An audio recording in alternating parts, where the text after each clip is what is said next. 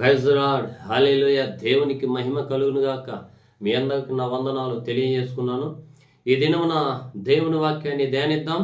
హెబ్రీయులకు రాసిన పత్రిక 4వ అధ్యాయం 12వ వాక్యాన్ని చదివి ధ్యానిద్దాం. ఎందుకనగా దేవుని వాక్యము సజీవమై బలము గలదై రెండంచులు గల ఎటువంటి ఖడ్గము కంటెను వాడిగా ఉండి ప్రాణాత్మలను కీళ్లను మూలుగను విభజించునంత మట్టుకు దోగుచు హృదయం యొక్క తలంపును ఆలోచనను శోధించుచున్నది. ఆమేన్ హల్లెలూయా.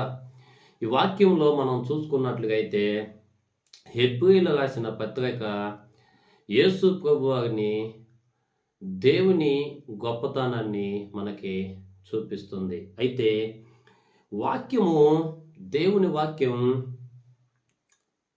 రెండంచులు గల ఖడ్గం అన్నమాట. ఈ లోకంలో ఖడ్గములకన్నిటికంటే ఇంకా పదునైనది. అయితే ఈ వాక్యం ఏం చేయాలంటే మన హృదయంలోకి వెళ్ళిపోవాల. ఇంతకుముందు నువ్వు లోకంలో ఉన్నప్పుడు లోక ఆలోచనలు, లోక తలంపులు, లోకంలో నువ్వు మునిగిపోయే పరిస్థితులు ఇవన్నీ చూసినప్పుడు, నీకు అనారోగ్య పరిస్థితులు ఇవన్నీ వచ్చినప్పుడు, మరి నువ్వు లేవలేని పరిస్థితుల్లో పడిపోయినప్పుడు, అయితే ఒక్కసారి వాక్యం నీ హృదయంలో అంగీకరించినట్లుగా అయితే ఆ వాక్యం ఏం చేసిద్ది? నీ చెడ్డ తలంపులను మార్చివేసిద్ది, నీ చెడు స్నేహాలను మార్చివేసిద్ది, నువ్వు మాట్లాడే విధానం మారిపోతుంది, నీకు సత్తువ కలిగించిద్ది, నీకు అనారోగ్యం ఉంటే అనారోగ్యాన్ని తీసేసి ఆరోగ్యాన్ని ఇచ్చిద్ది. అంటే వాక్యం ఏం చేసిద్ది? నీ కీళ్లలోకి వెళ్ళిపోయిద్ది. నీకు మూలికలు అరిగిపోయినప్పుడు మూలికని కలుగు చేసిద్ది. నీ ఆలోచన భ్రష్టమైన తలంపులతో ఉన్నప్పుడు నీ తలంపులన్నీ కూడా సరిచేయబడుతుంది.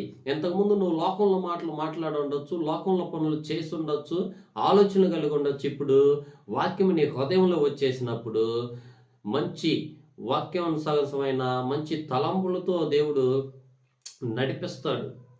చాలామంది ఇప్పుడు వాక్యాన్ని అంగీకరిస్తే వాళ్ళకి సత్తువ కలుగుతుంది. అందుకనే వాక్యము మన హృదయంలో నాటబడాల. వాక్యం ఎవరంటే యేసుక్రీస్తు ప్రభువారే.